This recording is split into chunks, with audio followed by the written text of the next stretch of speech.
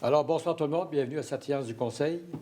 Avant de débuter, je vous invite, vous les membres du Conseil, à faire une courte réflexion sur la partie du serment que nous avons fait lors de notre dernière élection, soit d'exercer nos fonctions avec honnêteté et justice dans le respect de la loi et du code d'éthique et de déontologie des élus.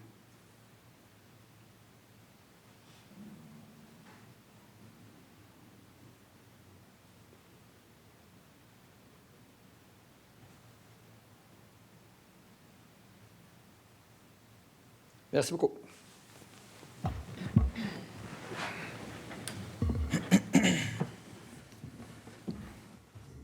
Alors, bienvenue tout le monde qui sont ici ce soir. J'espère que vous profitez du beau temps. Je pense qu'on va avoir un meilleur mois d'octobre qu'on a eu cet été. C'est parti là, c'est parfait. De plus, nous avons un membre ici qui a passé un cap, qui est devenu en quarantaine. Alors, je voulais souligner l'anniversaire de notre greffière, Isabelle. Joyeux anniversaire. Merci. Merci. Encore 10 ans en quarantaine. C'est bon. Alors, sans plus tarder, vous avez eu l'ordre du jour. Est-ce que vous avez eu le temps de regarder si vous avez des ajouts, des changements? Sinon...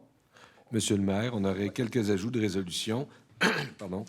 À 5.19, on aurait l'acceptation d'une lettre d'entente avec le syndicat canadien de la fonction publique, section locale 5197, soit l'École bleue. À 5.20, on aurait la demande d'aide financière dans le cadre du programme d'aide à la voirie locale volet accélération, le PAVL 2021-25. À 5.21, une embauche d'une commis à la bibliothèque. À 5.22, adjudication du contrat pour l'excavation, la mise en place de terre végétale et pose de gazon en plaque à l'espace Carpe Diem. Et c'est complet. Merci. Je vais proposer l'ouverture. Proposition. Proposée par Mme Bouger. Appuyé. Appuyé par M. Redmond. Alors, vous avez aussi eu le procès verbal la semaine dernière, les minutes du 11 septembre, notre dernière séance du Conseil. Est-ce que vous avez des amendements, des changements, commentaires? Sinon, ça va me prendre une proposition. Proposition. Proposée par M. Thomassin. Je vais appuyer. Appuyé par M. Fortier Jean-Pierre. Merci. Nous avons une présentation d'un projet de règlement et avis de motion. Donc, retires-tu pour l'avis de motion? Je ne sais pas trop. Pardon? Oui, OK. OK. Donc, c'est Mme Bougie se retire. Oui. Elle est impliquée, oui. OK, quand vous parlez dans le micro. Vous entendez des sons. C'est ce que j'ai fait. OK, merci.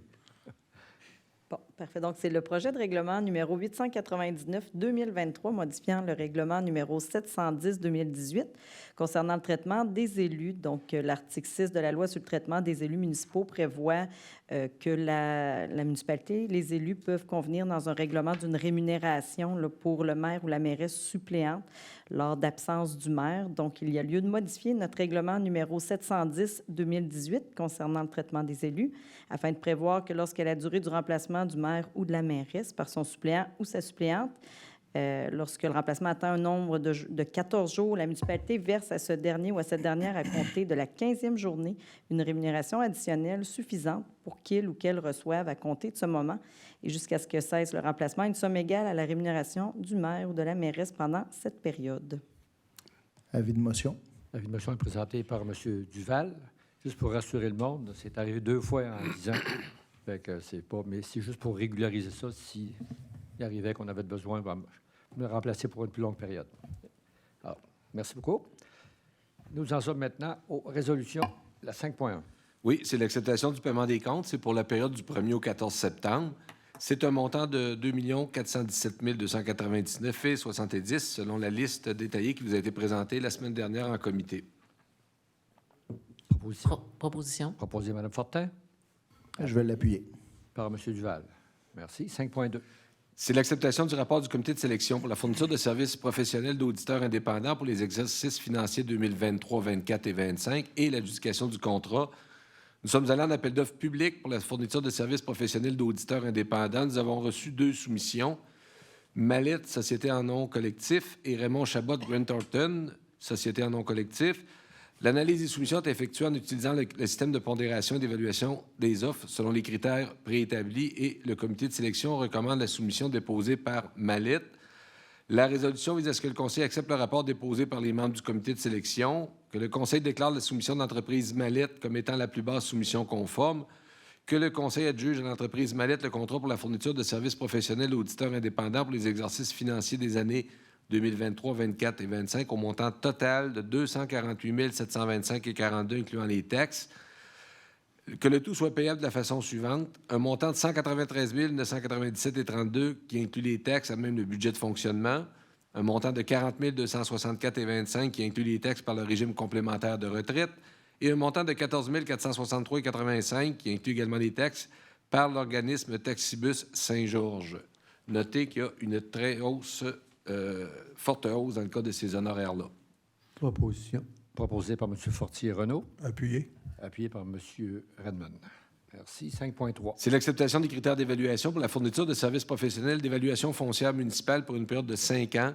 Attendu que la loi sur les villes oblige les municipalités à procéder par appel d'offres pour retenir certains services professionnels, attendu que cet appel d'offres doit contenir des critères d'évaluation ainsi qu'une pondération associée à chaque critère, la résolution vise à ce que le Conseil accepte la publication d'un appel d'offres pour les services professionnels d'évaluation foncière municipale pour une période de 5 ans qui débuterait le 1er janvier 2024 et présente les critères et accepte les critères d'évaluation suivants.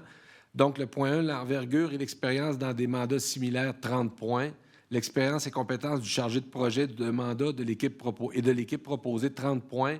Capacité de relève, 10 points. Expérience d'évaluation d'immeubles spécifiques, 10 points. Expérience dans la numérisation de matrices graphiques, 10 points. Permanence dans un local situé à l'intérieur des limites de la ville, 10 points. Proposition. Proposé par M. Duval, Je vais l'appuyer. appuyé par Mme Fortin. Merci. 5.4. C'est le versement d'une aide financière de la Société historique Sartigan pour les années 2023, 24 et 25. La Société historique Sartigan est un organisme de patrimoine important pour la ville de Saint-Georges.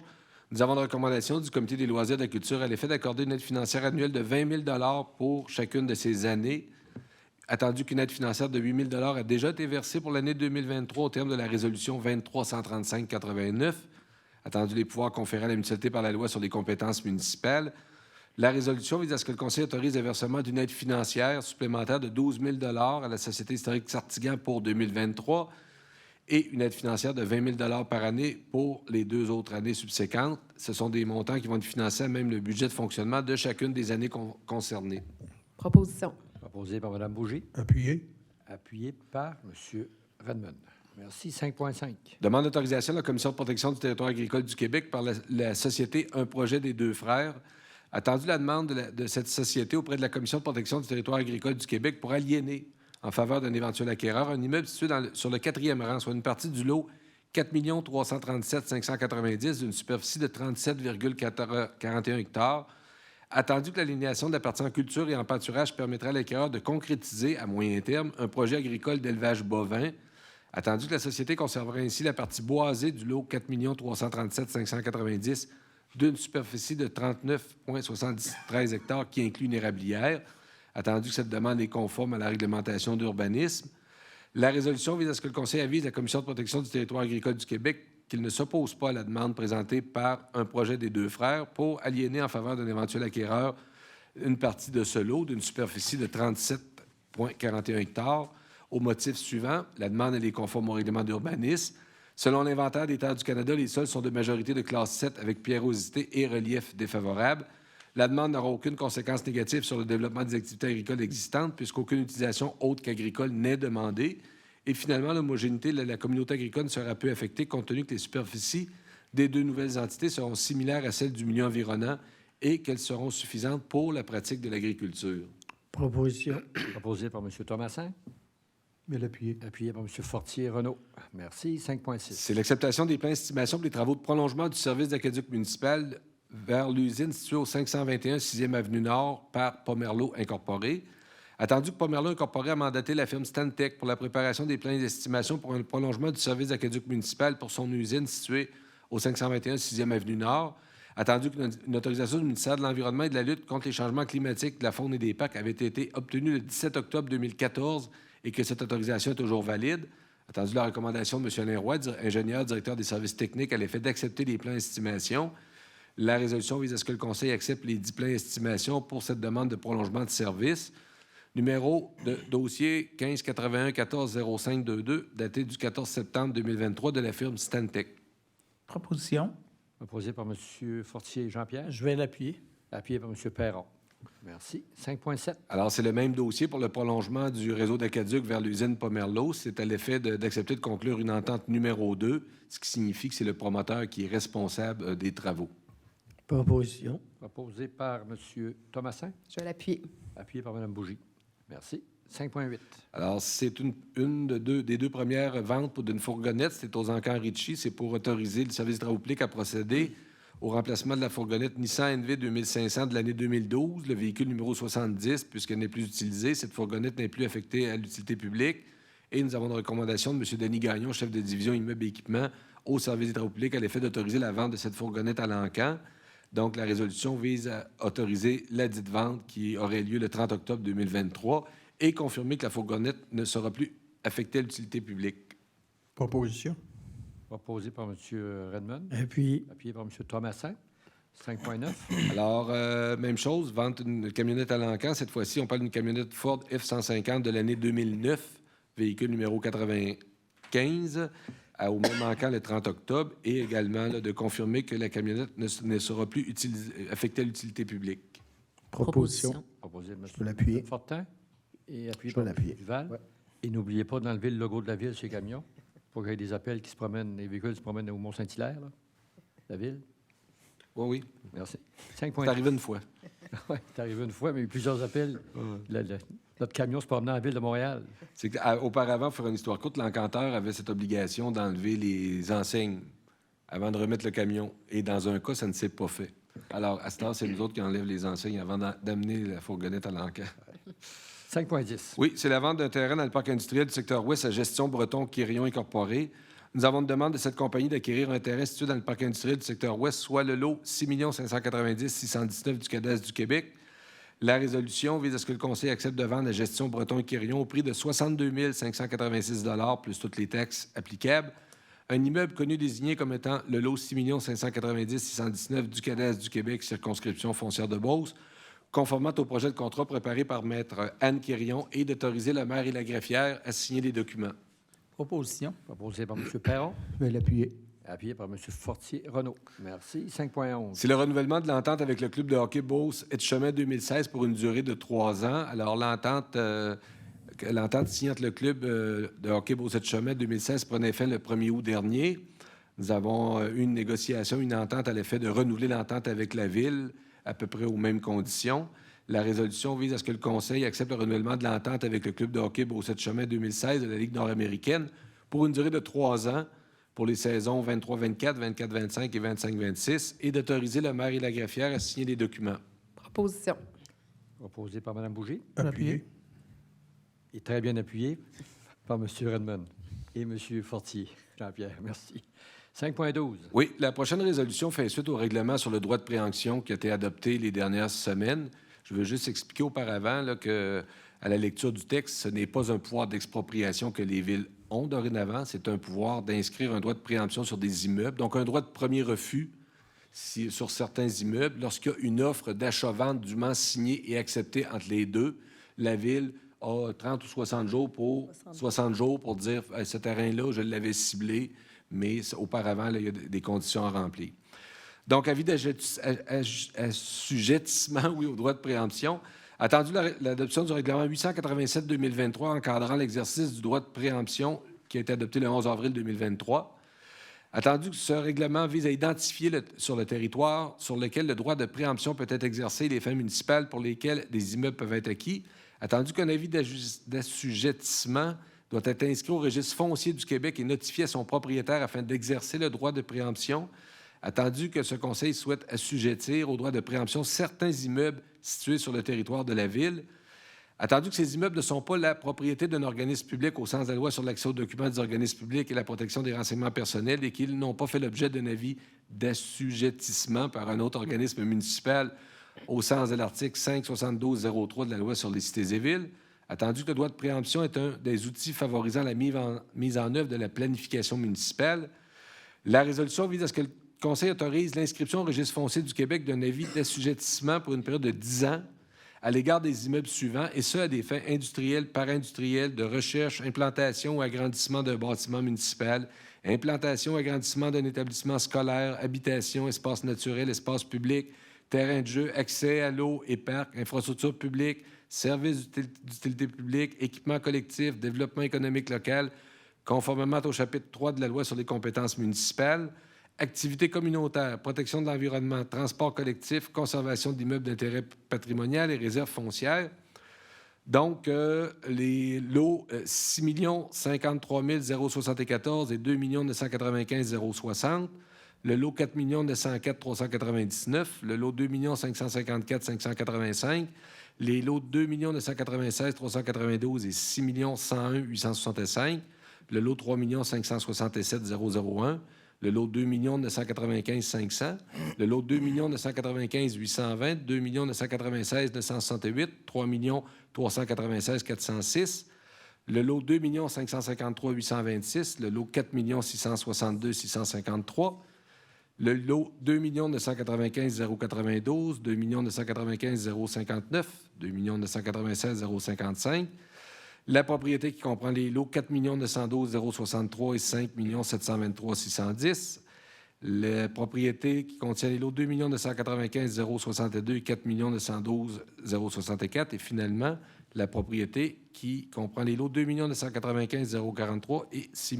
346 439, que la greffière soit autorisée à entreprendre toutes les procédures requises à cet effet et à signer pour au nom de la municipalité les documents utiles et nécessaires pour donner suite à la présente résolution. Proposition. Proposé par M. Redman, Je vais l'appuyer. appuyé par Mme Fortin. J'ajouterais peut-être juste un point. Les propriétaires concernés vont recevoir un avis d'assujettissement qu'on appelle, c'est ce qui est prévu dans la loi, qui est le même avis qu'on doit publier au Registre foncier du Québec, donc qui va affecter l'immeuble. Donc, au moment seulement de vendre votre immeuble, si vous le faites d'ici 10 ans, c'est à ce moment-là que la Ville, dans le fond, peut exercer son droit. Et ça va vous être expliqué dans l'avis d'assujettissement que vous allez recevoir par poste certifié, donc par notification. Et il y a de l'information aussi là, qui va être ajoutée là, dans votre envoi pour que vous puissiez lire là, et mieux comprendre. Et s'il y a des questions, vous pouvez communiquer aussi avec le service du greffe, avec moi ou avec mon assistante greffière. Et il y a certains documents aussi là, sur notre site Internet. Donc, il y aura de l'information qui va suivre avec l'avis. Merci. Permettez une question, Monsieur le maire, juste Oui. de précision, justement, pour nos auditeurs ou pour les personnes concernées. Madame Beaulieu, c'était pas possible d'avertir D'avant. les propriétaires avant qu'on adopte en séance. Exactement, parce qu'il faut... La municipalité parle par résolution, donc on peut pas, je ne peux pas avertir personne avant qu'on ait adopté la résolution qui confirme quelle propriété là, le conseil désire assujettir. Je connaissais la réponse, c'est pour le Oui, bénéfice. Il faut mettre des précisions. Bon point. Oui.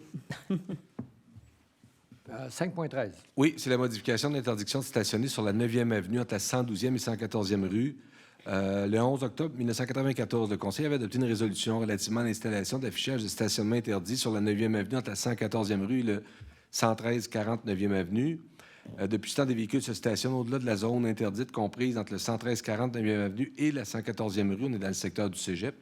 Attendu la recommandation du comité de circulation à l'effet de prolonger la zone d'interdiction de stationner sur la 9e avenue jusqu'à la 112e rue et d'ajouter la mention « sauf avec permis » afin d'uniformiser avec la signalisation existante. La résolution vise à ce que le Conseil confirme cette autorisation de modification de signalisation et autorise le service des travaux publics à effectuer les aménagements nécessaires. Proposition. Proposé par Mme Bougie, Appuyé appuyé par par moi, M. M. Thomassin. Thomassin. Merci. 5.14. Alors, autre résolution qui découle du comité de circulation, c'est l'ajout d'un arrêt toute direction à l'intersection de la 36e rue de la 8e avenue et le retrait de l'arrêt situé à l'intersection de la 7e avenue. Dans le fond, on prend l'arrêt stop qui était au coin de la 7e avenue et on le monte à l'intersection de la 8e avenue. Et la résolution vise à ce que le Conseil autorise ce déplacement là, de signalisation ainsi que les travaux publics effectuer les aménagements nécessaires. Proposition. Proposé par M. Duval, Je vais l'appuyer. appuyé par M. Fortier-Renaud. Merci. 5.15. C'est l'adoption du plan d'action relatif aux obstacles à l'intégration des personnes handicapées. Les municipalités comptant plus de 15 000 habitants ont l'obligation de produire chaque année depuis 2005 un plan d'action visant à favoriser l'intégration des personnes handicapées.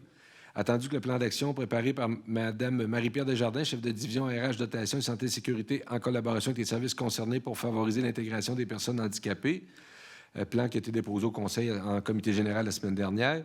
La résolution vise à ce que le Conseil adopte le dit plan relatif aux obstacles à l'intégration des personnes handicapées pour l'année 2023-24. Proposition. Proposé par Mme Fortin, Je vais l'appuyer. appuyé par M. Perron. Merci. 5.16. C'est pour autoriser l'embauche d'un préposé à la maintenance pour le complexe multisport pour le service des loisirs et la culture. C'est pour autoriser l'embauche de M. Yannick Grimard à titre de préposé à la maintenance pour le complexe multisport selon les conditions de travail prévues à la Convention collective des employés du service des loisirs et de la culture, et ce, à compter du 19 septembre 2023. Proposition. Proposé par Mme Bougie, Appuyé. appuyé par M. Redmond. Merci. 5.17. C'est pour l'embauche de commis au restaurant et bar pour le service des loisirs de la culture. Donc, autoriser l'embauche du personnel suivant: commis de restaurant Alexandra Doyon et Sonia Sévigny, commis de bar Julia Lessard. Proposition. Proposé par M. Duval, Je vais l'appuyer.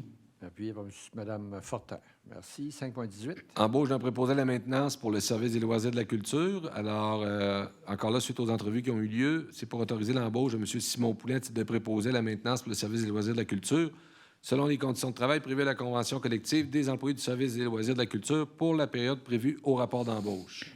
Proposition. Proposé par M. Redmond, Je vais appuyer. appuyé par M. Fortier-Jean-Pierre. Merci. 5.19. C'est l'acceptation d'une lettre d'entente avec le syndicat canadien de la fonction publique, section locale 5197, col bleu. Attendu les discussions tenues en comité de relations de travail avec le syndicat afin de favoriser la rétention et l'embauche des mécaniciens. Attendu qu'une convention collective lie les parties jusqu'au 31 décembre 2025. Attendu qu'un horaire de travail de 4 jours est prévu pour les autres employés col bleu du service des travaux publics dans la convention collective en vigueur. Attendu que les membres du syndicat ont donné leur accord à la lettre d'entente proposée par l'employeur lors d'une assemblée syndicale tenue le 13 septembre dernier. La résolution vise à ce que le Conseil accepte la lettre d'entente numéro 11 intervenue entre la Ville et le syndicat canadien de la fonction des publics, section locale 5192, col bleu, laquelle fera partie intégrante de la convention collective de travail des employés manuels, et d'autoriser le maire et la greffière à signer les documents au nom de la municipalité. Proposition. Proposé par M. Duval, Je vais l'appuyer. appuyé par M. Fortier-Renaud. Merci. 5.20. C'est la demande d'aide financière dans le cadre du programme d'aide à la voirie locale, volet accélération PAVL 21-25. Attendu que le programme d'aide à la voirie locale vise à assister les municipalités dans la planification, l'amélioration et le maintien des infrastructures des réseaux routiers locaux et municipaux dont elles ont la responsabilité. Attendu que les membres du Conseil ont pris connaissance des modalités d'application du PAVL, volet accélération. Attendu que la Ville de Saint-Georges doit respecter les lois et règlements en vigueur et obtenir les autorisations requises avant l'exécution du projet. Attendu que la Ville de Saint-Georges choisit d'établir la source de calcul de l'aide financière selon l'estimation détaillée du coût des travaux. Attendu que la Ville de Saint-Georges autorise le dépôt de la demande d'aide financière, confirme sa contribution financière au projet et autorise M. Alain Roy, directeur des services techniques, à représenter la Ville auprès du ministère dans ce dossier. La résolution vise à ce que le Conseil autorise la présentation d'une demande d'aide financière pour les travaux admissibles, confirme son engagement à faire réaliser les travaux selon les modalités d'application en vigueur et reconnaît qu'en cas de non-respect de celle-ci, l'aide financière sera résiliée. Et finalement, autorise M. Alain Roy, ingénieur directeur des services techniques, à signer les documents. On avait appliqué à 2 programmes lors d'une séance précédente. C'est le 3e volet là, pour compléter la demande. Il y a des réaménagements de tronçons qui ont dû être faits à travers les 3 programmes. Proposition. Proposé par Mme Fortin, Je vais l'appuyer. appuyé par M. Perron. Merci. 5.21. Embauche d'une commis à la bibliothèque, c'est pour autoriser l'embauche de Mme Florence Lémy à titre de commis à la bibliothèque selon les conditions de travail prévues à la convention collective des employés de bureau, groupe 2, échelon 1, et ce, à compter du 4 octobre 2023. Proposition. Proposé par Mme Bougie, Je vais l'appuyer. appuyé par M. Duval. Merci. Et 5.22. C'est l'adjudication du contrat pour l'excavation et la mise en place de terre végétale et pose de gazon en plaque à l'espace Carpe Diem. Attendu que c'est une demande de prix auprès de 6 entreprises, nous avons reçu 2 soumissions. Excavation La Pointe et Fils, 28 180,37. Pierre-Luc Quirion, paysagiste, 31 020,26. Les 2 soumissions sont conformes. La résolution vise à ce que le Conseil adjuge le contrat Excavation de La Pointe. On veut compléter l'arrière du terrain de Carpe Diem où il y a plus de roches dans le fond, là, de mettre de la terre puis également poser de la tourbe. Et on veut faire ça cet automne autant que faire se peut, puisqu'il n'y a plus d'autres activités de privé à Carpe Diem et que le printemps, ça commence tôt et que le terrain ne se prête pas à faire ça le printemps. Et finalement, le montant de 28 180,37 qui inclut les taxes va être payable à même le budget de fonctionnement. Proposition. Proposé par M. Thomasin, Appuyé. appuyé par M. Redmond. Merci. Nous en sommes au dépôt de documents. 6.1. Donc, c'est rapport d'embauche de surveillants sauveteurs et moniteurs et d'assistants surveillants sauveteurs pour le service des loisirs et de la culture pour la période du 1er septembre 2023 au 31 août 2024. 6.2. C'est les rapports d'embauche de 21 animateurs d'événements pour le service des loisirs et de la culture pour des périodes variant du 1er octobre 2023 au 31 mars 2024. 6.3. C'est le rapport d'embauche de 18 patrouilleurs pour le centre de ski pour la période du 1er octobre 2023 au 30 avril 2024. Je peux voir qu'il y a peut-être qu'il va y avoir de la neige qui va commencer à tomber. Je vais arriver du monde. On va parler de neige tantôt. 6.4. C'est le rapport d'embauche de 3 formateurs patrouilleurs pour le centre de ski pour la période du 15 septembre 2023 au 29 décembre 2023. 6.5. Un rapport d'embauche d'une surveillante de patinage libre pour le service des loisirs et de la culture pour la période du 26 septembre 2023 au 2 mai 2024. Et 6.6. Le rapport d'embauche d'une formatrice pour la piscine pour le service des loisirs et de la culture pour la période du 1er octobre 2023 au 31 août 2024. Alors, cela termine les différentes activités. Maintenant, nous en sommes au compte rendu des dernières réunions. Alors, je vais commencer à ma gauche. Monsieur Fortier.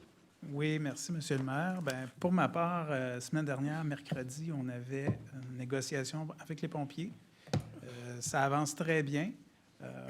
On s'attend à avoir peut-être 2 ou 3 autres rencontres là, pour pouvoir compléter là, les discussions. En tout cas, c'est bien parti. Jeudi, j'avais le CA à la régie intermunicipale. Et puis, la semaine dernière, ça a été beaucoup de... Je vous disais, la dernière séance, qu'il y avait... on n'était pas en retard au niveau du projet Trium, les retours. La semaine dernière, ça a bougé beaucoup. J'ai eu des messages, des discussions avec notre député, des discussions avec les gens de Véridis. J'ai eu aussi la lettre de retour de Mme Guérin, la présidente directrice générale de Recyc Québec. Sans être très beau, la bataille n'est pas gagnée, mais c'est encore une zone grise. Il reste encore du travail à faire. Jeudi, ça pourrait nous aider. Comme j'ai dit l'autre fois, les prix Eureka, c'est jeudi à Montréal. Donc, on va espérer, on est finaliste, on va espérer remporter cette fois. Sinon, il va falloir y aller une 3e fois, jamais 203. Ça fait que ça serait mieux de se régler cette année. À part ça, j'ai rien d'autre. Non, c'est complet. Encore une fois, bravo pour ce qui se fait dans le programme Trium. Là. On avance tranquillement, ça progresse. Oui, bien, même on Merci, a eu... on est réformé. On a eu, je peux dire, on a ajouté avec une compagnie, un laboratoire qui a installé un scan sur la ligne Trium. Et puis, le scan, c'est pour savoir les matières qui passent. Donc, notre but, c'était de vérifier s'il y a des contenants consignés, si on est en mesure d'aller récupérer suffisamment pour payer un robot. Et puis, surprenamment, dans 2 camions, il y a 1472 canettes d'aluminium qui ont été détectées. Il y a 562 éléments en acier. Il y a du HDPE, donc du plastique HDPE puis du PETE qui sont identifiés également, qui seraient, ça dépend de la volonté, mais on est capable de les identifier, donc on serait capable de les ramasser aussi sur la ligne. Fait que ça, c'est le contenu de 2 camions. Pour l'instant, c'est un robot c'est un scan qui nous a été prêté le temps d'évaluer, puis on va recueillir beaucoup d'informations là-dessus. Donc, ce que contient notre bac gris, il y a beaucoup de ressources encore, là, puis on ne fait pas exception partout ailleurs au Québec. Là, on ne parle pas d'un bac brun, on parle pas des matières putrescibles, on parle juste du mauvais bac, finalement. Ce n'est pas dans le bac bleu que je vous parle. Là. Ça fait que c'est sérieux, il y a encore beaucoup d'éducation, mais nous autres, on travaille sur un beau projet Trium, puis on veut continuer à pouvoir le faire vivre. Pour ça, il faut que le gouvernement nous aide. Puis, le reste du Québec nous suit attentivement. Ça fait que moi, j'en parle à chaque fois que j'ai la chance. Là. On attend beaucoup nos résultats. Merci. Madame Bougie. Oui, Monsieur le maire. Pour ma part, le 12 septembre, j'avais une rencontre là, de sous-comité municipalité Amis des aînés là, pour la mise à jour de la politique. Donc, ça va bien. On a lancé le sondage, je vous avais dit, là, il y a 2 semaines à la dernière rencontre. On a déjà 475 personnes qui ont répondu. C'était ce matin, là, je crois, ces chiffres-là. Il reste encore quelques jours là, pour répondre, une semaine ou deux. Là. Je pense que c'est début octobre là, qu'on termine. Donc, si vous n'avez pas répondu, consultation citoyenne pour la mise à jour de la politique familiale et des aînés. Sur le site Internet, vous trouvez le lien. On peut le faire en ligne. On vous invite à répondre là, pour avoir le plus possible de gens. On a une dizaine d'organismes aussi qui ont répondu à notre sondage qu'on avait fait pour les organismes. Et dans le mois d'octobre, il y aura des consultations publiques de fait là, avec la FADOC et dans différentes RPA là, où je vais me déplacer. Fait qu'il va y avoir plein de rencontres au mois d'octobre là, où on va aller sur place avec les gens, les aider là, à remplir les sondages. Fait que je pense qu'on va avoir vraiment un bel échantillon là, pour faire notre travail. Le 12 septembre aussi, j'avais le comité interne de la Ville, le comité à ta santé, où est-ce qu'on voit, là, on a un calendrier de différentes activités là, au niveau de la Ville pour les employés. Puis, suite à ça, bien, le 19, là, j'ai pu... C'était-tu le 19? Quand le 20 septembre, il y a eu une conférence là, de M. Pierre Vercheval qui est venu à la Ville donner une conférence aux employés. Qu'on avait fait ça là, dans le cadre du comité à ta santé. On avait choisi ce conférencier-là, donc c'était très intéressant là, de l'entendre, très mobilisateur. Le travail d'équipe. Mettez beaucoup d'emphase sur le travail d'équipe, comme oui. on l'a rapporté. Moi, je n'ai pas cité, mais oui. Les gens ont bien apprécié. Bien, lui, c'est un ancien joueur de football professionnel, puis il était capable de faire tous des liens là, entre le travail d'équipe dans son sport et le travail d'équipe au niveau de l'entreprise, même spécifiquement la ville puis les services. Donc, c'était vraiment intéressant, là, une personne très sympathique. Le 13 septembre, j'avais le comité exécutif du Conseil économique de Beauce, où on a vu différents projets. Je vous rappelle qu'on peut déposer pour un programme de subvention. Donc, c'est vraiment une enveloppe, ce n'est pas un prêt, c'est une subvention pour des projets touristiques, là, le FNAT, où est-ce qu'on est capable d'aller chercher des sous. Puis je crois que la période n'est pas tout à fait terminée. Là, fait que vous pouvez aller voir sur le site du Conseil économique de Beauce si vous avez des beaux projets là, à soumettre. Fait qu'on a parlé un peu de ça, un peu des états financiers, de l'embauche aussi, parce qu'on sait qu'il y a des gens là, qui sont partis, tout ça. Fait que différents sujets à ce niveau-là. Le 19 septembre, j'avais la structure d'accueil intégration municipale Saint-Georges. Fait qu'il y a plusieurs structures d'accueil au niveau des nouveaux arrivants.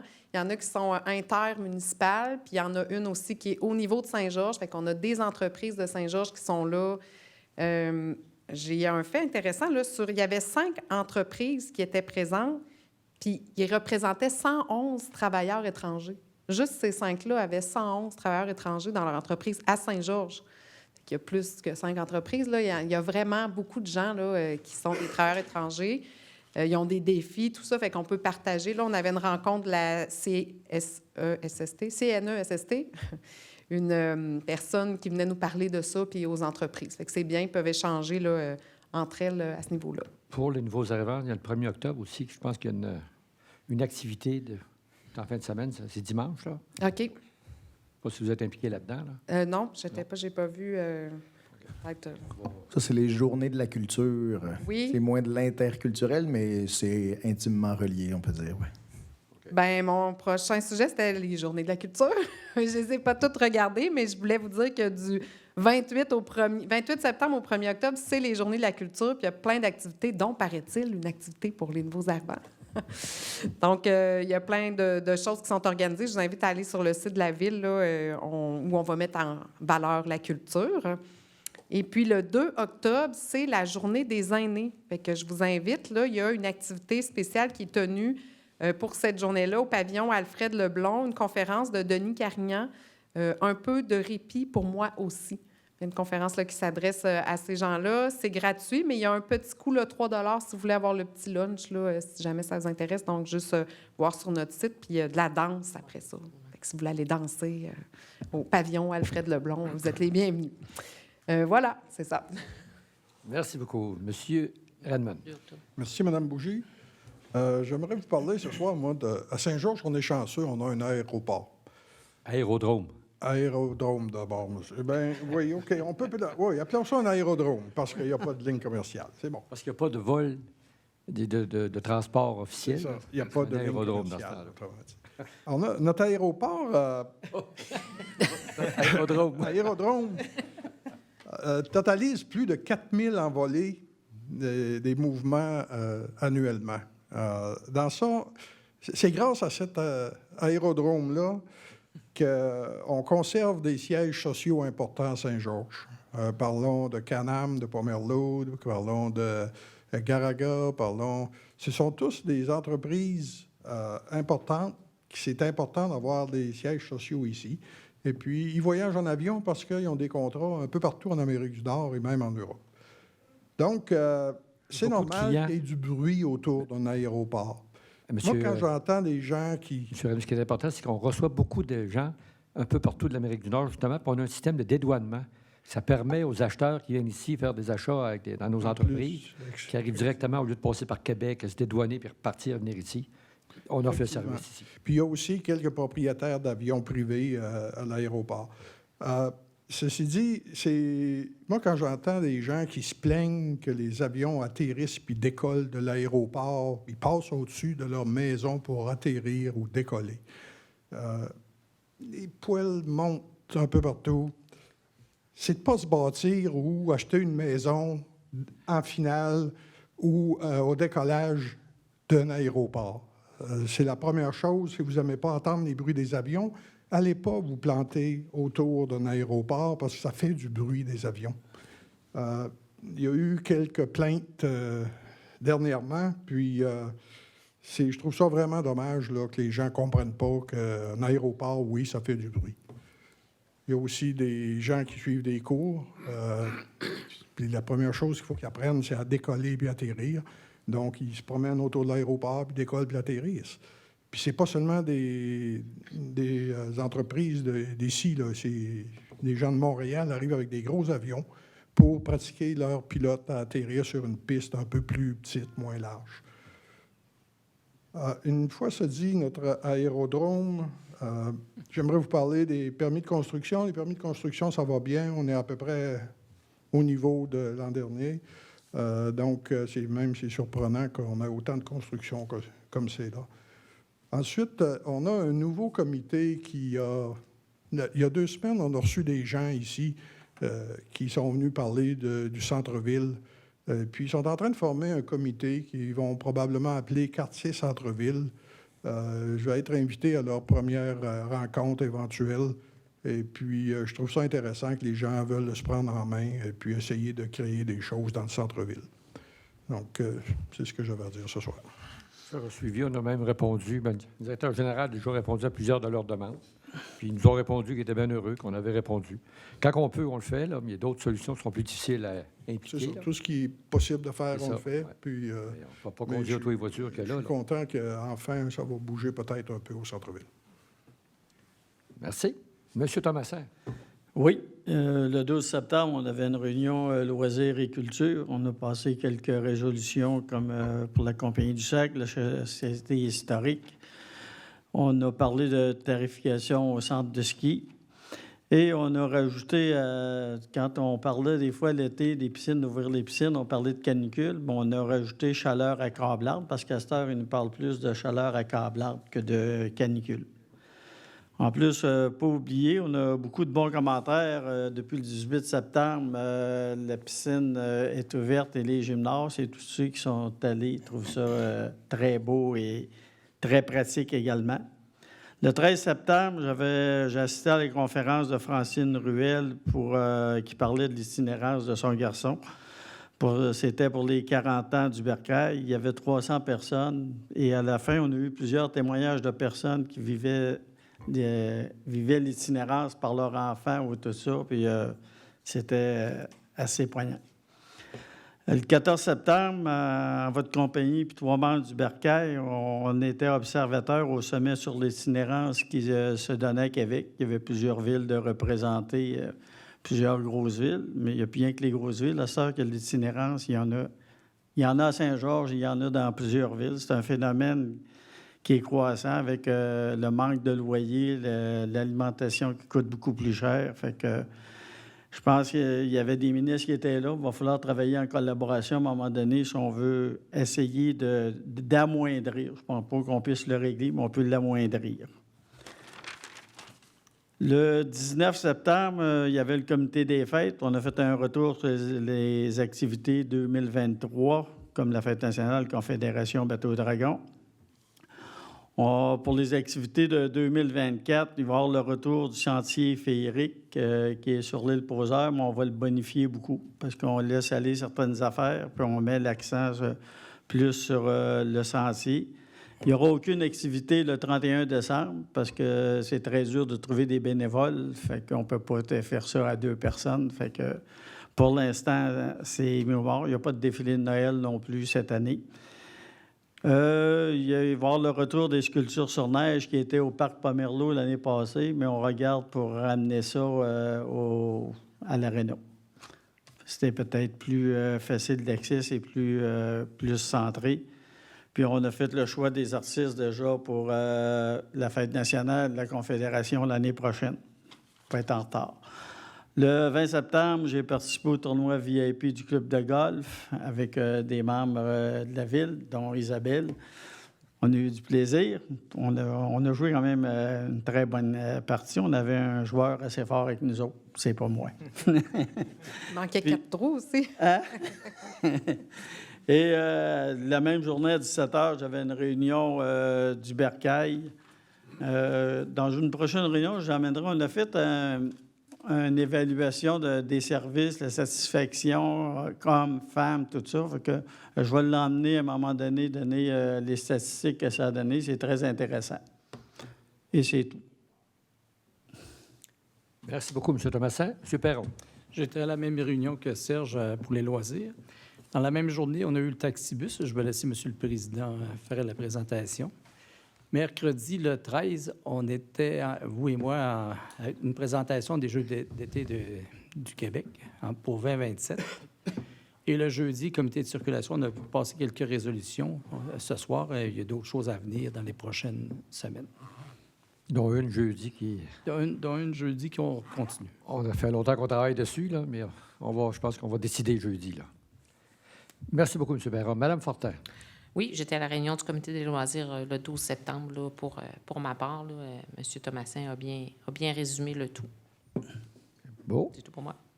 Merci. M. Duval. Oui, de mon côté, j'ai eu un conseil d'administration de Beausart. Et puis, aujourd'hui, j'étais à la rencontre d'une conférence, atelier organisé par la part de Mobilité, un groupe ici qui est présent en Chaudière-Appalaches qui présentait des modèles innovateurs, inspirants de transport durable en termes d'infrastructure. On entendait, entre autres, un projet de mobilité qui est une application pour faciliter le covoiturage et aussi tout le modèle puis les aménagements que Carleton-sur-Mer ont fait là, dans les derniers 15 ans environ. Peut-être que vous êtes allé dernièrement à Carleton-sur-Mer pendant vos vacances. Ça donnait que j'y étais cet été.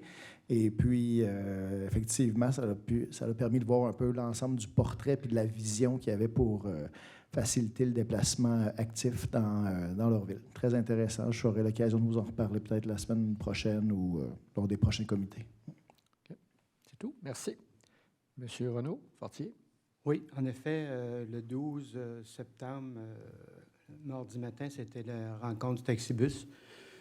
Encore très bon achalandage du service. Les gens sont pas... On n'entend pas trop de plaintes. Au niveau des gens sont quand même assez satisfaits. Et puis, on a présenté des résolutions.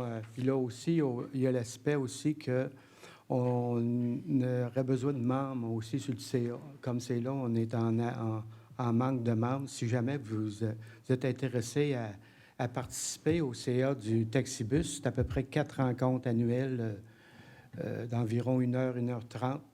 Vous pouvez laisser votre nom à la ville. On serait intéressé de compléter le CA. Comme c'est là, on a 2 places de libre. OK, la ville, c'est... on peut le donner, madame, à Mme Gagné? Oui, c'est ça. OK, le poste 2239. Exact. Ouais.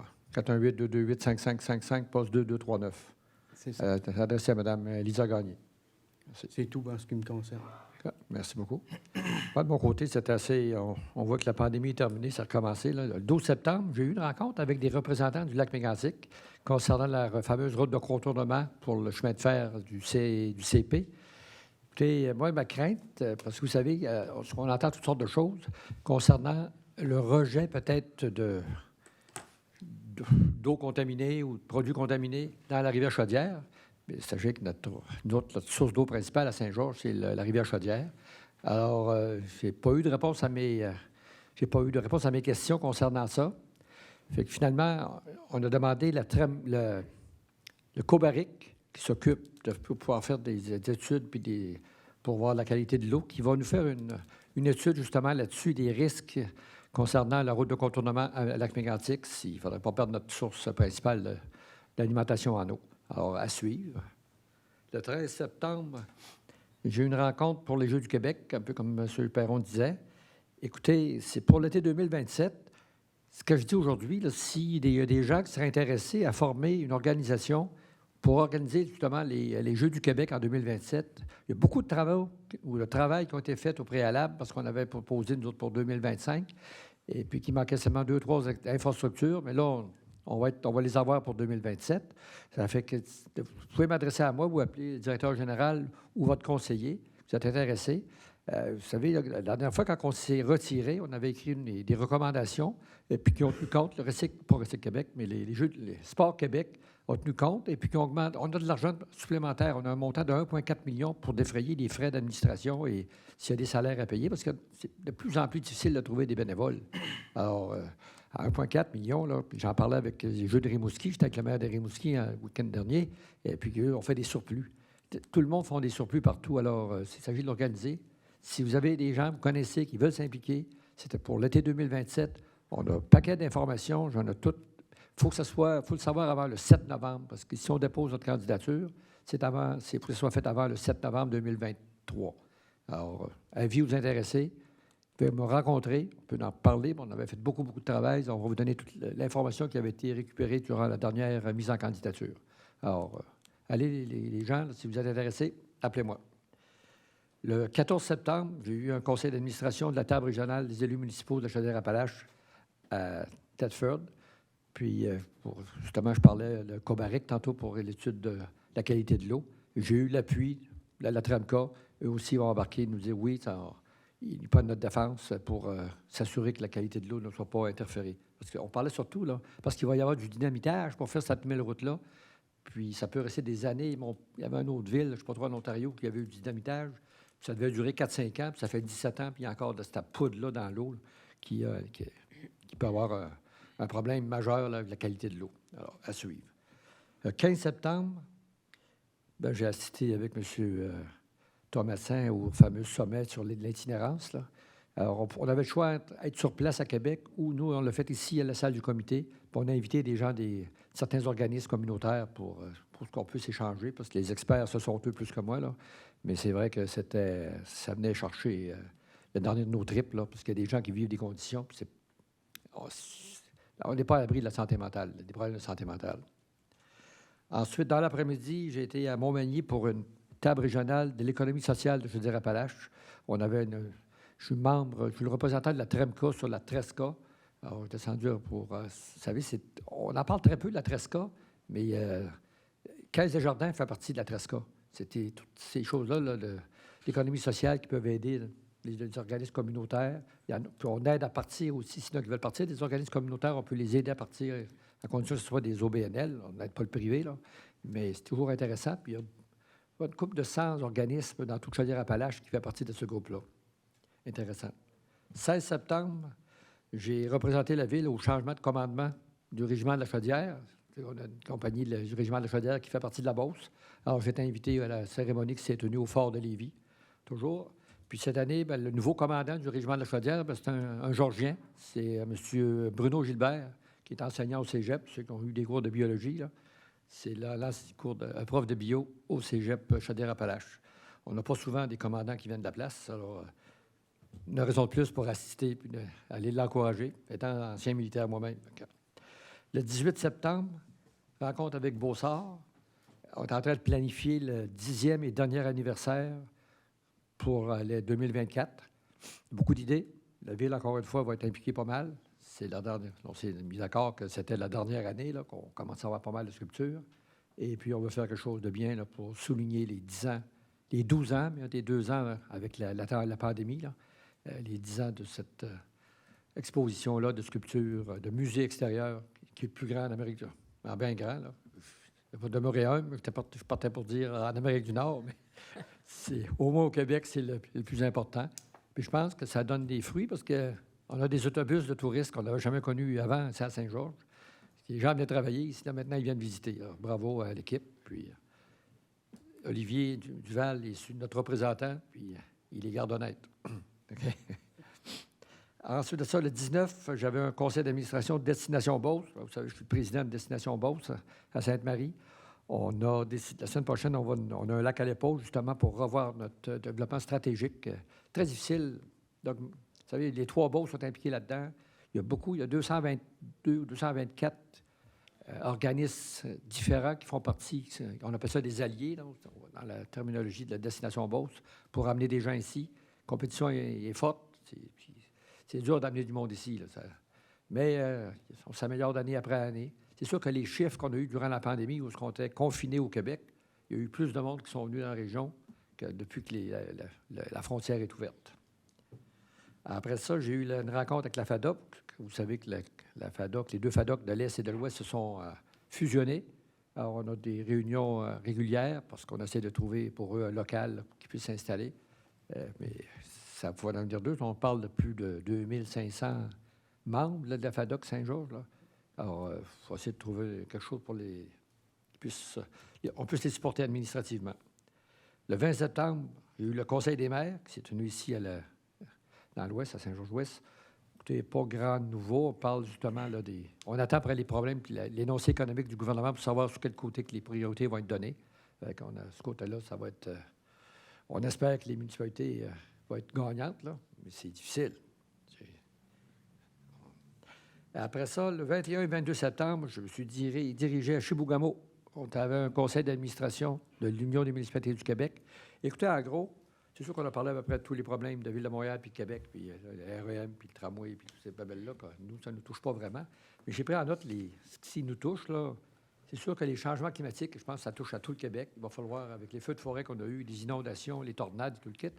Écoutez, il y a un message qui est clair, là. Il va falloir faire quelque chose parce que sinon, on est en train de partir au vent tout le monde. Ça fait ça, c'est unanime. Toutes les municipalités de la province du Québec sont solidaires. Il faut trouver des solutions. Puis en faisant tenant notre conseil d'administration directement à Chibougamau, tout de suite, on était dans un endroit où il avait été obligé d'évacuer la ville pendant 10 jours. Je peux vous dire que la mairesse, Mme Cyr, elle connaissait le tabac. Elle sait qu'est-ce que c'est. Mais savez-vous ce qui est sorti de ça? Quand ils ont évacué la ville, c'est la solidarité qui existe entre les différentes municipalités. Il y a des gens qui ont été évacués à Roberval, il y a des gens qui ont été évacués au Lac-Saint-Jean, là, Saguenay, un peu partout. Et puis la réception des villes qui recevaient les gens qui étaient évacués, là. C'est dit que si ça avait été le gouvernement du Québec qui avait fait ça, le gouvernement fédéral, là, on serait encore en train de chercher le monde. Mais le fait que c'était entre maire et mairesse qui se connaissent, qui se côtoient régulièrement, il y a un plan, ça a bien travaillé ensemble. Puis, je veux dire que ça a été remarquable de voir la solidarité. Puis, on est fiers d'être maire dans ce groupe-là, là, parce que ça, on a eu beaucoup de commentaires positifs. Là, que c'est poignant. On est émotif quand les gens sont dans la misère, mais on a vu que, là, souvenez-vous, dans Beauce, avant, il y avait des corvées, là, qu'on a un peu moins, là. Mais c'était un peu ça. Là. Tout le monde s'acceptait. On se recevait dans les arénas. Après ça, les gens allaient chercher du monde, les amener chez eux. Pendant 10 jours, c'est pas facile. Si on vous dit, vous quittez votre maison pendant 10 jours ou 2 semaines, on n'est pas trop... on n'est pas sûr qu'est-ce qui peut nous arriver. En tout cas, bravo à tout le monde. Et ensuite de ça, on a parlé de l'aménagement du territoire. Bien sûr que vous savez qu'on est restreint. On ne peut plus agrandir notre périmètre urbain. Ça. C'est une loi qui nous ont passée dans le Bill Omnibus l'année dernière. Personne n'est au courant, mais tout le monde a voté pour. On n'est pas capable. Il y a beaucoup de critiques là-dessus. Okay? Justement, on paye pour d'autres qui ont fait des abus là, dans certaines régions.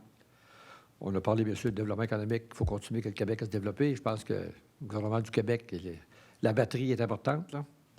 On a parlé de manque de logement. Je pense qu'il y en a partout qu'il y a des problèmes de logement, surtout depuis que tout le monde va chercher de la main-d'œuvre à l'extérieur, ça prend un nouveau logement. Problème d'itinérance, qui est important aussi, surtout dans les grandes villes. On en a ici un peu, mais on essaie de résoudre ça. On parlait, M.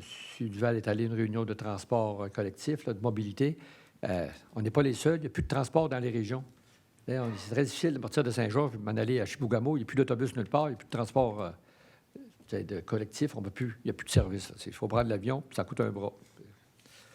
Puis les points qui nous touchaient le plus, bien, c'est sûr que tous les ans, pour le pacte fiscal, on en parle à tous les ans. Vous savez, les chefs, à un moment donné, ils avaient promis qu'ils allaient réglementer le 1 de TVQ qui allait être redonné aux municipalités basé sur la population. Tout le monde est d'accord. Tout le monde... Puis la loi ne passe pas. Ils ne veulent pas le présenter. Là. Ça ne se fait pas par mauvaise intention. Ils sont tous d'accord, mais faites-le. Pour les municipalités, ça donnerait des revenus de plusieurs milliards. Okay? Ça fait qu'on pousse sur le gouvernement. L'autre, c'est sûr qu'on aimerait avoir, à chaque fois qu'on va en soumission pour qu'on paye des taxes, la TVQ, la TPS, elle est remboursée à 100 %, mais la TVQ est remboursée à 50 %. On aimerait être remboursé à 100 % parce qu'on essaie d'avoir des revenus supplémentaires pour les villes, parce que notre seul revenu qu'on a, c'est la taxe foncière. Puis finalement, bien, les gouvernements ne payent pas les 100 % des taxes foncières sur les édifices publics.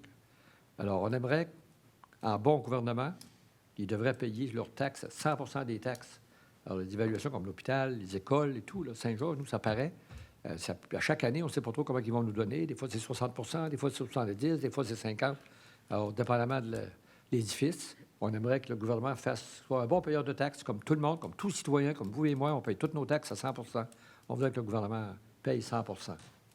Et finalement, l'autre chose, vous savez, on en parle beaucoup, on en a parlé l'autre jour encore, la vitesse un peu partout. Mme Guilbeault, la ministre du Transport, travaille sur un projet de loi, justement, pour améliorer la sécurité et réduire les vitesses partout. On voudrait avoir des radars photos, comme la Sûreté du Québec, comme le gouvernement a. On voudrait que la ville, on ait, comme à certains endroits, là, c'est sûr qu'on ne mettra pas ça dans un coin de rue, là, mais comme sur le boulevard Dionne, c'est la première avenue, on attend constamment des plaintes que ça va trop vite. Bon, voyons, si on avait le droit, on aimerait ça avoir un radar photo, on l'installerait là. On est prêt à partager les revenus, OK, les amendes que ça tire, mais là, on n'a pas le droit. Il y a des lois, c'est vraiment contrôlé par le gouvernement du Québec. On aimerait en avoir. Fait que si on pouvait en avoir et les contrôler, d'abord, ce serait une source de revenus pour la ville, et puis on pourrait régler le problème, parce que là, on a des radars, c'est des radars pédagogiques. Ça vous dit que vous allez trop vite, c'est ça, ça arrête là. Fait que c'est pas...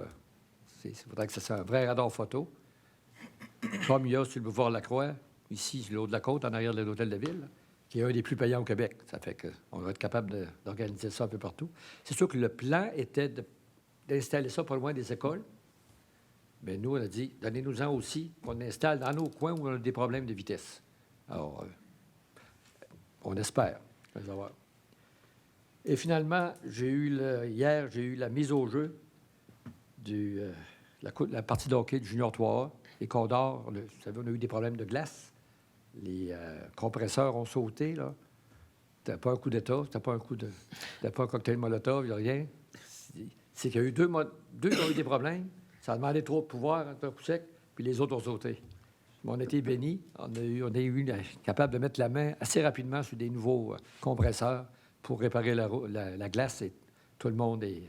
On avait la première partie sur la glace Canam hier, officielle, avec le Junior 3A. C'est soldé par une belle victoire de 8-2. On a battu la meilleure équipe de la Ligue, les Panthères de Saint-Jérôme. Alors, puis beaucoup... As-tu surpris? Parce qu'hier, il faisait beau. L'Arena, il y avait pas mal de monde. Alors, c'est un club qui est très bien suivi. Alors, ça couvre pas mal toutes mes réunions. Vous voyez, là, il n'y a pas grand jour qu'il n'y en a pas. Mais ça fait partie de la game. On aime ça. Alors, nous en sommes maintenant aux questions du Conseil. Est-ce que vous avez des points à rajouter ou des questions, des éclaircissements? Je ne vous donne pas de bénédiction. Le reste, il n'y en a pas. S'il n'y en a pas, on va passer maintenant aux gens du public. S'il y a des points ou des questions, vous vous identifiez et vous posez la question. Là. Bonsoir, je me doute de la question. Hein?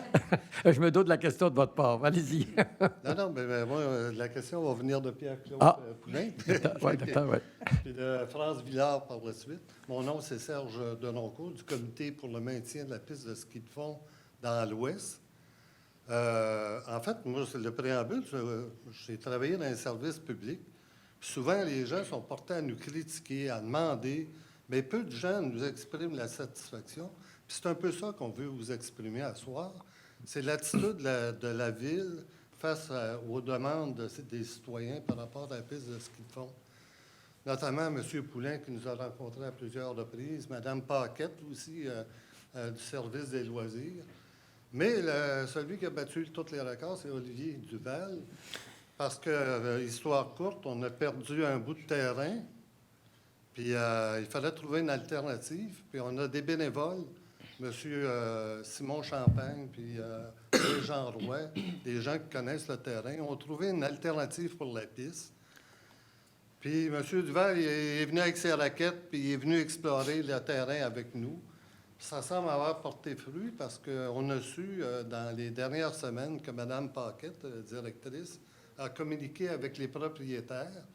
Puis tout le monde est d'accord, ils sont prêts à signer. Donc, tout va bien dans ce dossier-là. On voulait vous remercier.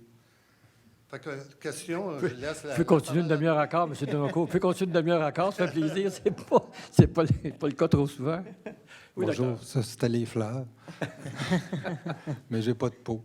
En fait, je voulais juste, on a déjà eu une discussion informelle sur le maintien ou le retour de la piste de ski de fond dans son intégrité. On voulait juste peut-être...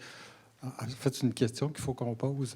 Est-ce que vous pouvez nous rassurer sur le fait que la piste de ski de fond à laquelle on avait droit dans les années passées va être refaite cette année dans le tracé qu'on avait proposé, qu'on avait marché avec M. Duval, qui va être très beau d'ailleurs, et que le tracé va rejoindre la piste du Parc des Séchutes, comme c'était le cas par les années passées, pour avoir quand même une longueur qui est satisfaisante. Il y a beaucoup de gens que je croisais l'année passée, les quelques fois où je suis allé, qui déploraient le fait que c'était pas très long. Je pourrais-tu juste savoir votre nom? Réponse, parce que moi, j'ai pas compris le nom. Pierre-Claude Poulain. Okay. Pierre Poulain, oui. Je connais la réponse, mais il faut laisser le DG vous expliquer ça. Dans le fond, le plan de la piste, c'est celui, je pense qu'on avait le même plan, que les loisirs aussi l'avaient établi. Comme vous, on arrivait au même résultat. Les travaux de débroussaillage sont commencés. Ah bon? Carole et avec Isabelle vont écrire les ententes avec les trois propriétaires qui ont accepté. Alors, ça va être le tracé là, qu'on vous avait présenté, alternatif. Qui passe en haut de l'érablière. C'est ça, là, qui permet d'en faire plus long. Là. Ça fait que... Normalement, d'ici 2 semaines, le débroussaillage va être terminé puis les ententes signées. Il va manquer juste la neige. On y passe pas trop cette semaine, mais on sait qu'on y échappera pas. On va être prêt. Est-ce que je peux faire juste une remarque? Hier, c'était le marathon de Montréal. Je ne sais pas si vous en avez parlé, mais vous savez que c'est un gars de Saint-Georges, je pense, qui est arrivé 2e. Ils ont dit Saint-Prosper. J'étais un peu déçu. On a de la misère. Il enseigne à l'école des Deux-Rives. Oui. Vous savez, ça fait 2 fois que ça nous arrive. Quand M. Joshua Roy a eu gagné la médaille d'or, puis il a été présenté au Centre Molson, ils ont présenté M. Joshua Roy de Lévis. Simon Leblanc, c'est ça. J'ai écrit directement à la responsable. Il dit, il n'est pas de Lévis, il est de Saint-Georges. Ah, moi, je me répondu. Ah oui, puis hier, j'ai écouté... Il y a peut-être de Saint-Prosper, mais c'est vraiment un exploit finir 2e au marathon de Montréal. Il y a au-dessus de 20 000 participants. Bien, merci pour votre réponse. Surtout qu'il sortait de la course du Mont-Blanc. Non, c'est pas lui, c'est pas le même. Pas lui? Pas le même? Non. Ah, je pensais que c'est Simon Leblanc, moi. Ah, c'est le Mont-Blanc, Simon Leblanc. Non, Simon Leblanc. Bravo à Simon. Oui.